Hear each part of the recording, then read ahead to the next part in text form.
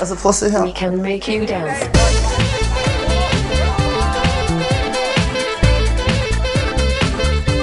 Altså hvis jeg kunne date mig selv, så havde jeg gjort det. Jeg også plejer at sige, altså hvis der er en fyr, der er lige så pæn som mig, så havde jeg fundet drømmefyren i livet. Flertallet af lækre mennesker med lækker stil og lækker tøj og lækker penge på. Noget, som er virkelig turn off for mig, det er piger, som ikke er feminine, som måske kan finde på at slå en bøvs, og piger, som er maskuline, som måske drikker øl. Et krav til en pige er, at hun er lyshåret. Hun er 1,67 høj, lille, sød numse og en AB-skål, det er lige mig. Jeg er bare så nervøs, at jeg skal på date.